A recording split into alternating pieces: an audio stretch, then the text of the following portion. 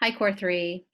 We're at week 4. This is a quarter of the way into our semester, and I hope you got a chance to watch the video that Summer's posted, a quick introduction to who our new TA is.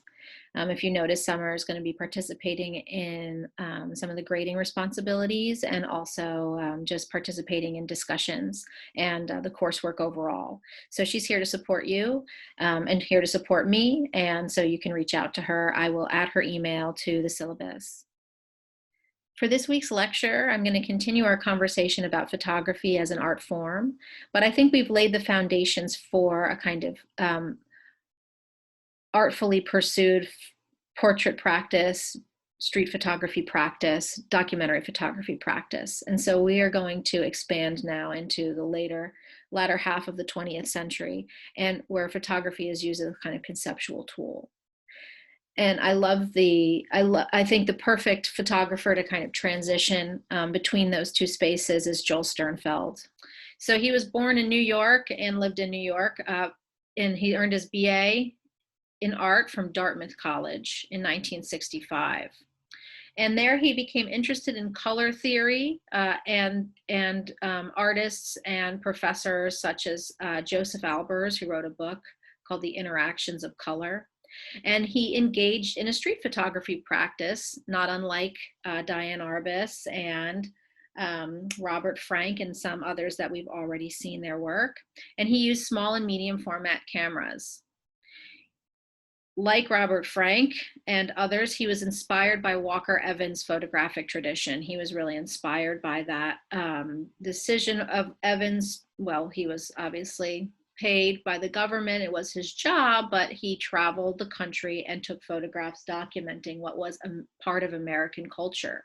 And this becomes, through Robert Frank, also a kind of fascination with photographers to capture the essence of American culture, because it's ever changing. It doesn't have a deep-rooted history, the version of it, the United States of America, the version that we know of it today. And so they wanted to capture this thing called America, which has been, a changing cultural landscape and changes really quickly. So he, as Walker Evans inspired him, he went out and traveled the country for 8 years, took a series of road trips, and he used a large format 8x10 camera, and he decided to shoot color film.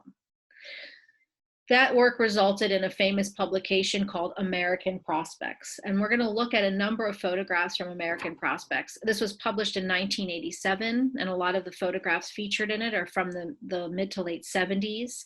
And so what I love about these photographs and how we can think about them is in relationship, again, to this studium and punctum idea. So where if a photograph has both this kind of larger subject or interest that makes the photograph a good photograph, and then it has an element of it that surprises us or that deepens the narrative or asks or makes us ask questions of the photograph or complicates that the original subject matter of the photograph. So here, this is Phoenix, Arizona, August 1979. Most of the photographs are titled with the place and then the date, and that's how he's structured his publication and then his series, which went on to different exhibitions across the country and museums. And what we see here is we get to a sense, and they're embedded in most of the photographs, is this changing cultural landscape in America. One that is deeply rooted in traditions of the Western as a kind of central piece of our iconography is this image of the cowboy and the Western. And then this butts up against a new kind of America, which is a homogenized, suburban, urban, sprawling America of the 70s. So we have this tradition, and this I think can be attributed to the kind of post-World War II boom, an economic boom of the 50s, and then as it kind of expands out from there. So what I love about this photograph is you can see that kind of rugged, natural American landscape. We have Phoenix, the city of Phoenix in the background, and then there's this nod to this kind of traditional American culture that has become iconic mainly because of the cinema and the tradition of the Western. And so we think of Western American cinema, the Western and John Wayne and Sergio Leone, and that whole tradition of Western films being embodying American culture. And so here we have it reflected in this photograph, while we also have, and you can see on the right here on the right, we also have a kind of sprawling, we have the city, and then we also have this kind of like, there's all these new developments, and you can see that kind of mound of soil in the background too. This is near Lake Powell, Arizona, August 1979. And again, he would happen upon, this is where the kind of studium and punctum are really just right next to each other, right? He has this beautiful landscape photograph that he's captured, this big expanse, but it's interrupted by this basketball net. And basketball is so, emblematic of American culture today as a sport. And here it is kind of in the middle of nowhere. So he happened upon this, this basketball net in the middle of the desert and photographed it. And so it becomes, again, the intersection of like, how do we define American culture as it's being slowly, more and more defined by mass media. And sports are a part of mass media, television. So where television and cinema kind of bump up against each other, because we have these two icons. We have the icon of the basketball hoop, and then we have the icon of the American Western landscape. Buckingham, Pennsylvania, August 1978. So again, we're thinking about suburban sprawl, and here we have a kind of symbolic scene of a backyard child's play setup of construction vehicles on this mound, building what is this really new development, and a new suburban development. After a flash flood, Rancho Mirage, California, July 1979. What's amazing to me about this photograph, again, these photographs are just moments that he encountered in his travels, and then he documented them in these large format color photographs. And so this, to me, it speaks about cinema and is a very cinematic moment. It's almost as if it's a film still. You have this car that's gone off the edge of this, or there's been a natural disaster and the car has fallen into this ditch from the flash flood. So you have this kind of moment that feels unreal or cinematic or something out of the movies. And then the way that this is constructed as an image, but also as an art object, it ends up mirroring that kind of narrative that we can pull from within the image, the way that the image has been created. Again, large format in full color. And large format just means you can get an incredible amount of detail and you can blow it up really large. Glen Canyon Dam, Arizona, August 1983. So here we have, again, this kind of huge engineering feat, and we create dams so we can make reservoirs so that we can provide water to growing suburban neighborhoods. And then again, you have this child, and the child while again, I don't think that the punctum of these photographs are pretty obvious.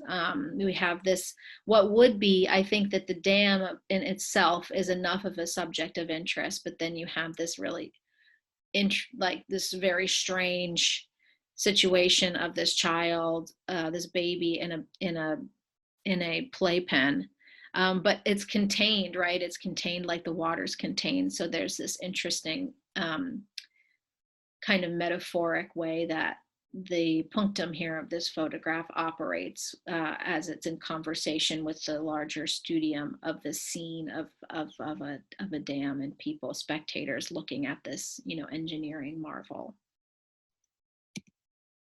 This is probably one of the most famous photographs from American Prospects, McLean, Virginia, December 1978. Again, this feels almost unreal to come across an event like this, or a scene of this house fire, and firemen putting out the fire, but then there's one at this farm stand buying a pumpkin, and the orange of the pumpkins plays with the orange of the fire. So as far as a formal photograph, it's constructed incredibly beautifully, but also the narrative is so complicated and interesting and kind of funny, but also feels like something out of a movie.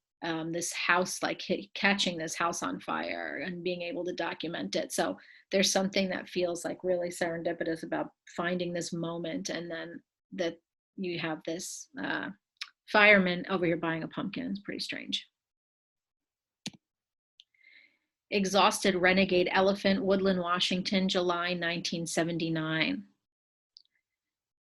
Another moment that he happened upon that has a kind of momentous air or feeling about it. There's been this, and so what does this say about, American culture, that there are these wild moments that are still happening, and this really embodies this kind of wildness that is being tamed. And you can see that as kind of poetic for how the American West, or the American landscape, or the possibilities for what America is, are becoming more and more kind of tamed by a homogenized cultural movement that happens in the 70s and post World War II, and then after the civil rights movement and everything else, that things start to feel like they have like there could be a kind of homogenized American culture. Maybe we can capture what America really is, but at the same time, photographs like this embody a kind of exhausted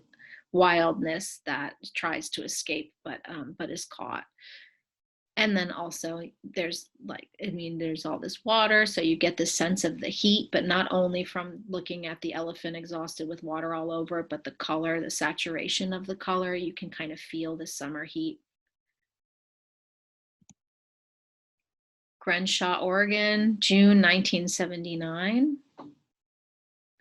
And I wonder if you can find some punktons in this photograph if you look closely.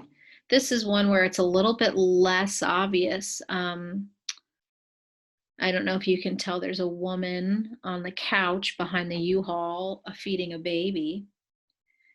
And then we have this Mount St. Helena probably in the background, or Mount Washington. I don't know what mountain that is, but you have like a beautiful mountain in the background. And so you have this intersection of romantic, kind of sublime landscape painting tradition that's being captured live in this photograph, but it still feels very painterly, the way that that mountain gets captured on the film, and the sense of light that's happening. But we also have, you can see a brand new suburban development, people moving in, houses not quite finished, mounds of dirt in the background.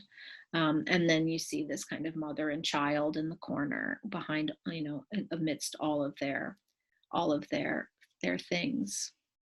And it's framed really nicely, right, by framing that fire hydrant in the bottom right corner. USS Alabama, Mobile, Alabama, September 1980. And again, this is documenting this kind of transitional moment in American history where we have, you see it's embodied in this photograph.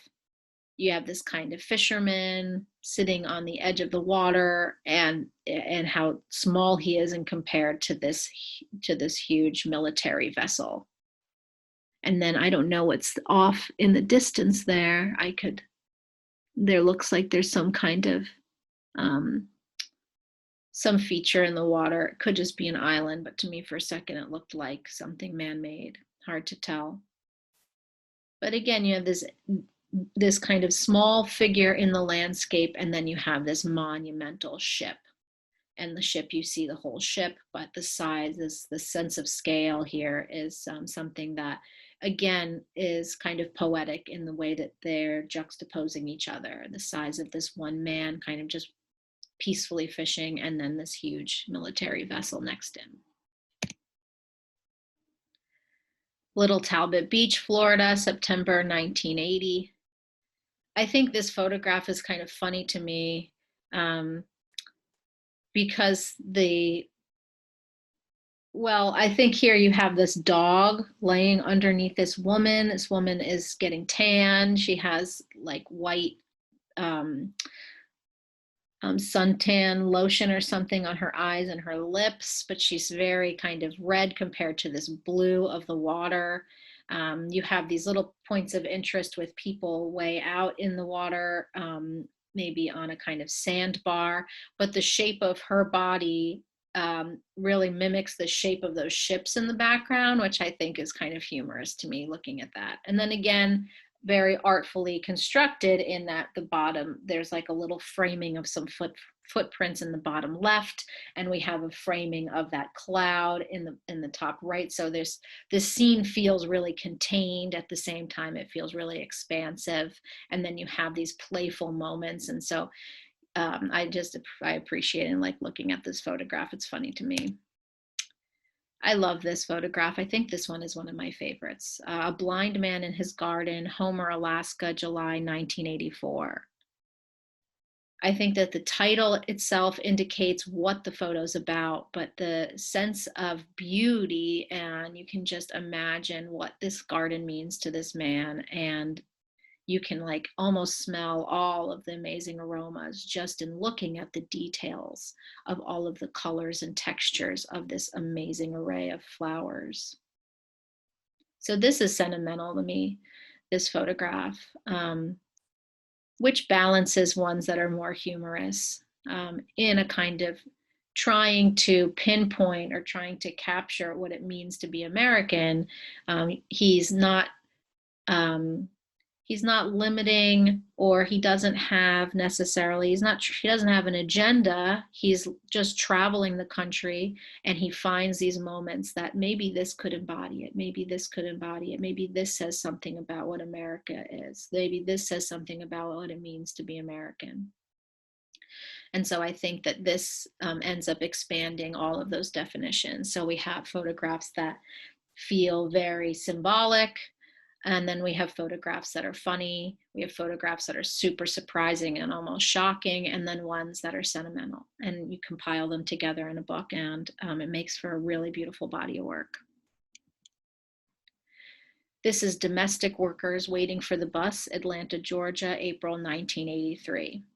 And then we have one that's serious and political in nature, and it deals with, racial disparity and economic inequality, and how those two things pair, because you have these three women and they're domestic workers. He probably spoke with them, got permission to take their photograph, and then they're in this like kind of McMansion development.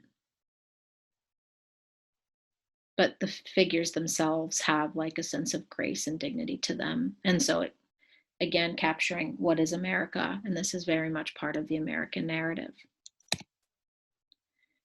And this one also, approximately 17 of 41 sperm whales that beached and subsequently died, Florence, Oregon, June 1979. So we have this kind of foreshadowing of impending climate change due to human activity. And so you have he's witnessed these sperm whales that have beached themselves. And it becomes a kind of foreshadowing of the issues and events of today that are really dire and pressing. Okay, our next photographer is Jeff Wall. And Jeff Wall, so we're really starting to move further away from portrait, street, and documentary landscape photography, even though Joel Sternfeld, kind of his work really embodied that. I think as we move to look at Jeff Wall, he's still constructing photographs, and he's really a pretty brilliant photographer, but he's more and more using it as a conceptual tool and using it for a conceptual art practice. So what does that mean? And we'll look at that. Just a little background, Jeff Wall is there. He's the man, obviously holding the shutter on the camera. And he was born in 1946 in Vancouver, Canada, and he still resides there today. He says, "I begin by not photographing." Okay, so that in and of itself is a kind of postmodern idea, something that he's a photographer, but he begins by not photographing. And as you'll see, his work is actively engaging references to other art forms. So he's referencing painting, cinema, and literature in a lot of his work. This photograph is actually referencing this Manet, where you have a mirror and you have a woman as the central figure. Picture for Women, 1979. But this is very much about revealing the artifice of studio portrait photography. You see he's placed not the woman in the center, he's placed not the subject in the center, but he's placed the camera in the center. And so the camera becomes very much the subject of the photograph. We still have the kind of traditional female model as subject. We have the male as the artist, or as the one that's creating the work. So you have this kind of hierarchy, but here we're all in a kind of level playing field in the way that he's constructed and also revealed himself as a subject of the photograph. And then you see his studio in the background. And so everything about this photograph kind of speaks to pulling away the kind of artifice of commercial photography. But also he's an artist, so his studio is an artist's studio. And then as a formal photograph, it's nicely balanced, has great contrast, all the light bulbs and the kind of color and texture of the chairs and the floor and the paints maybe on the table behind him, and these wires. Just makes for an interesting and dynamic photograph. But again, he's starting to kind of talk about larger themes of photography as a practice, as an art practice, but also as a kind of commercial practice, and tying it back again to this photograph. The Storyteller, 1986. This photograph has been analyzed in relationship to this Courbet and this Manet. So again, it's very savvy, and it's savvy and subtle in its art historical references, as if to kind of play a game with critics or art lovers, again, to kind of push photography towards fine art, but in a way now that is, let's say, I don't know how to say it. I think he's kind of showing off his art historical background, right? He's showing off in a way that I know what these artists, I know these artists, I come from an artistic tradition, and let's see if you can tell what kind of references that I'm using in my work. So because you have these three figures, and then you have one on the right, this kind of play of threes, this is kind of becomes a little bit of a game. And then you have this nice kind of horizontal.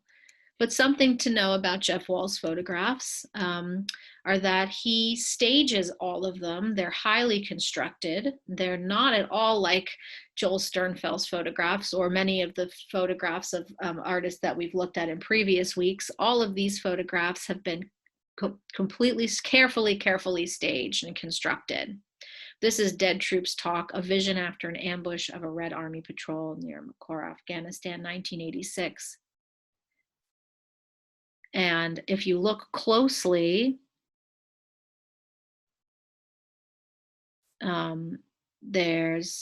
so at first glance, this photograph might seem like a very disturbing, gory shot from, war documentation. But the closer you look, it really becomes more of a kind of comic film still, perhaps, or a shot from a movie. You have this guy, looks like he's almost on a phone. There's somebody pretending to eat the guts of somebody else. And some of the gestures kind of remind me a little bit of painting gestures of Renaissance paintings. I think you also can see there's also some other kind of hidden things in this photograph.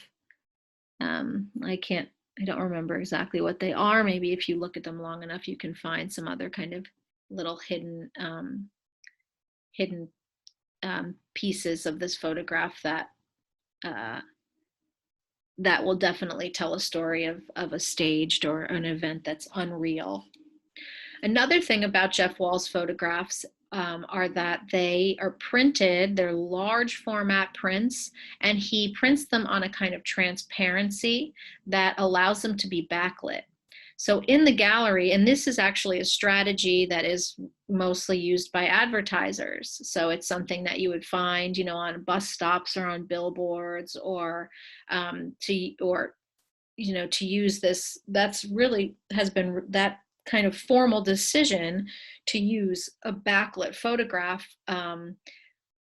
I think is a really, it shows that this is, he's thinking about his work conceptually, not just in the image making. So he's not just saying that he's kind of creating a situation to make viewers consider the nature of photography as both being deeply embedded in commercialism and advertising and mass media, while at the same time talking about its art historical traditions and different references that he makes in the constructions of his images as photographs. But then the display technique really calls back to this kind of the spectacle of mass media and of commercial advertising. And so to pair those two things together is a, you know, a very that's a kind of calculated move that he's made in order to get us to think about photography's relationship to both of those traditions and how powerful it is in this particular moment in the 80s. This is a sudden gust of wind after Hokusai 1993. This is one of my favorite photographs of his. And this photograph is referencing this Japanese woodcut. Almost identical, right? And so again, it's this game, like, can you tell what art historical reference I'm making with my photograph? But then also, aren't you so overwhelmed by this large format glowing image in front of you when you enter the gallery? So both of those, all of those decisions make him a really kind of smart conceptual artist and photographer. Okay, next we're going to move to some pictures generation artists. And this is Cindy Sherman. We're going to look at her series Untitled Film Stills. Cindy Sherman is probably the most famous living photographer. MoMA says she's, quote, widely recognized as one of the most important and influential artists in contemporary art. And I would agree that she has a far-reaching influence over the art world. And she's also part of this pictures generation. And so that's kind of a term that's been applied to a loosely held group of artists that all exhibited together in the early 80s. Actually, it was in 1977. Cindy Sherman was actually left out of this original exhibition, but the other photographers that we'll look at were included. So there was a show, it was super influential. It was just titled Pictures. It was a group show. It was at Artist Space in New York in 1977. And then again, the exhibition Pictures Generation was exhibited at the Metropolitan Museum of Art in 2009. Cindy Sherman was included in that. And it was a much broader kind of survey of artists that are dealing with similar subject matter. And the subject matter that they're dealing with is grappling with mass media and its kind of pervasive influence over American culture and over world, you know, global culture as well, but really American culture. So these are Cindy Sherman's untitled film stills. And we can just look at them for a second.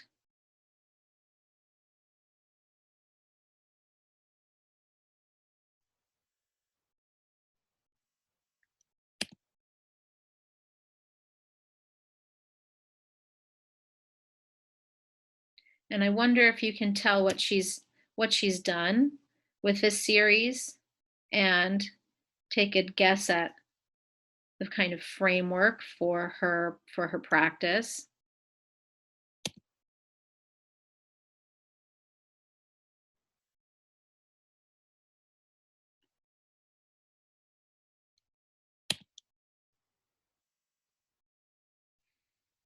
these feel like they are a film still. They feel like they're from a larger cinematic narrative where she has cast herself as the heroine in this narrative. And they're all maybe from different films, perhaps, and she's the actress, the lead actress in her own fictional films. And this has been, she has throughout her career recreated herself in the image of icons or iconic moments. These are all kind of almost look like Godard or Fellini films, where she is this kind of beautiful heroine. Here we have maybe a more tragic scene, but again, highly staged, highly constructed. You can see again the shutter and that little wire that's connected to the camera. She's clicking it beneath her jacket. You know, this appears like a moment from some film noir. And she also did color photography. But all of these moments, the way that she's captured herself, the way that she's composed herself as the kind of central female figure within a cinematic kind of situation. This one reminds me of Cookie in her casket. Some of these remind me of Nan Goldin.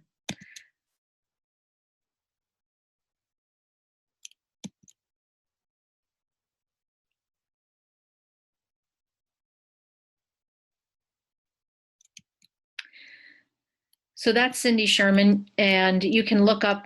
She has an entire career's worth of pretending or putting on a kind of costume and embodying a particular role, a particular persona, and then putting herself in constructing a situation that's like highly photographic and highly cinematic. So she becomes this kind of central figure in this fictional world that she creates for herself. And this becomes really emblematic of the way that we start to consider ourselves in relation to mass media and popular culture, that we construct ourselves now today, right? Don't we construct alternate realities to present ourselves as versions of ourselves that we wish we were through social media and stuff? That's a pretty common practice today, to show a kind of altered reality. So Louise Lawler was exhibited in that Pictures Generation, that original Pictures exhibition. And these artists are really using photography to interrogate the nature of photography and its relationship to mass media, and then the artist relationship as well to popular culture and mass media. In Louise Lawler's photograph, she doesn't photograph herself. She's photographing art. Here we have maybe the beginnings of an exhibition being arranged in a museum. Formally, I love that kind of green hue that's behind this famous statue. Again, maybe a contemporary art gallery. So this looks like a more kind of formal or traditional museum setting. And here we have a kind of contemporary gallery. We have this Picasso head. And then behind it, right, we see a reference to a photograph that was probably a Louise Lawler photograph. So we have her photograph. She's photographing her own photography. And then you also have this sculpture by, I think it's Maurizio Cattelan.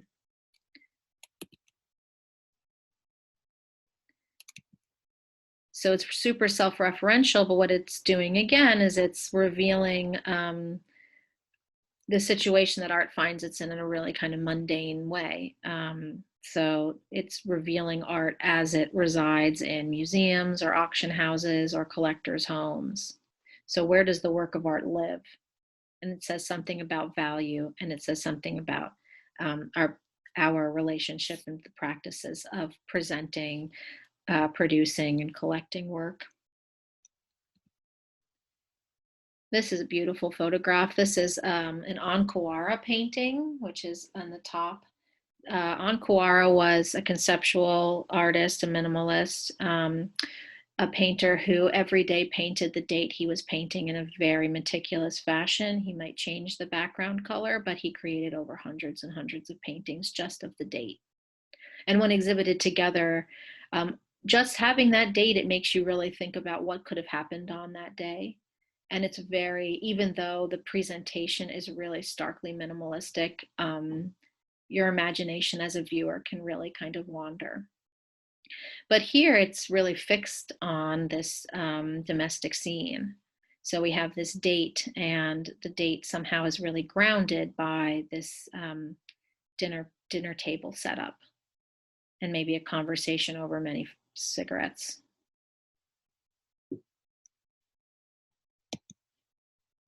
This is a Frank Stella painting that's reflected in the floorboards of a gallery or museum. So all of these photographs are beautifully constructed photographs. So they're art objects in and of themselves, but they are not necessarily critiques or institutional critiques, but they start to pave the way for institutional critique as a kind of theme of contemporary art, something that artists try to reveal or uncover. It starts to dive into that because she's photographing art as it lives in its surroundings. So it makes us look at, so what do we point the camera at? What do you want your viewers to look at? Sherrie Levine. This is a Sherrie Levine photograph. I wonder if it looks familiar to you. So she creates exact replicas of works of historical significance by famous artists. She is the original appropriation artist. This is from the series After Walker Evans. And this series of photographs was created by re-photographing images out of Walker Evans' original exhibition catalog. And then she presented them as her own work. And she had a solo exhibition at Metro Pictures. And then she was included in that Pictures Generation exhibition. And so this is probably one of the most famous photographs, rephotographed. And I wonder what you think about this and think about her practice. Here's another Sherrie Levine. What do we think about artists that appropriate other artists' work? I think she's saying something about ownership and authorship. These photographs already are so recognizable, and she's titled them after Walker Evans.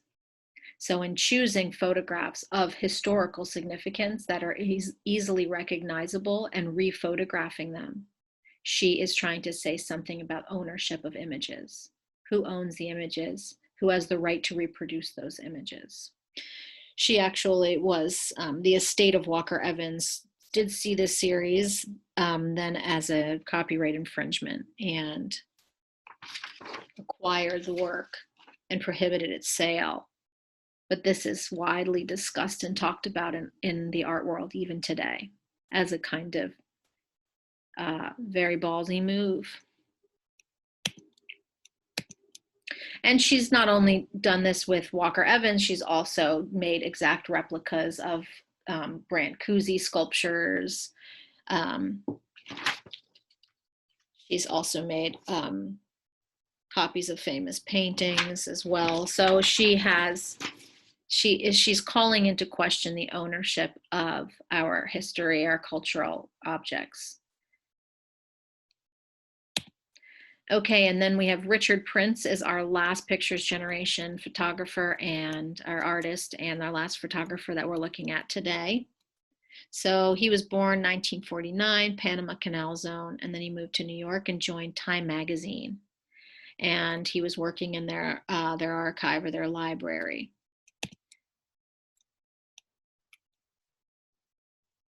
And so he's another appropriation artist.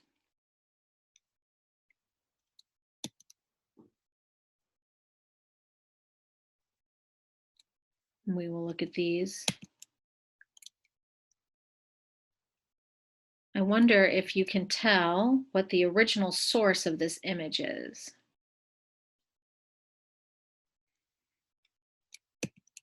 Or all of these images, if they look familiar to you or not. Right, these are from the 80s.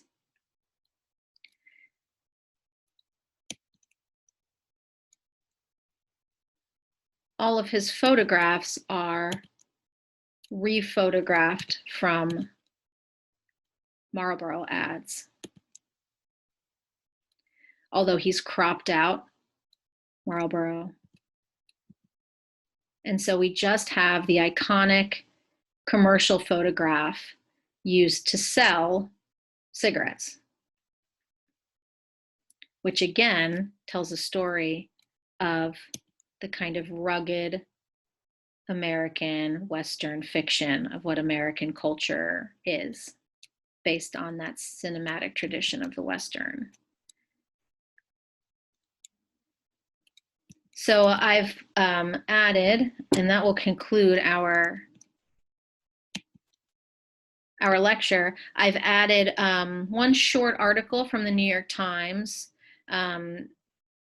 I think it was the Guggenheim was a Richard Prince retrospective. I will say that Richard Prince's work sells for millions of dollars, and he's been involved in numerous lawsuits. And so I would love for you to read that article, and then using this lecture and the screening, rather than a reading, we'll do a screening this week of Ways of Seeing by John Berger. So use the ideas that John Berger describes and the artists that I've showed you in this lecture to complete your written assignment, and also read that New York Times article, because it might frame the discussion about the authorship of a work of art. You know, photography, so I'm curious to hear your thoughts and opinions about photography's role in how we see the world and how we document or redocument the world.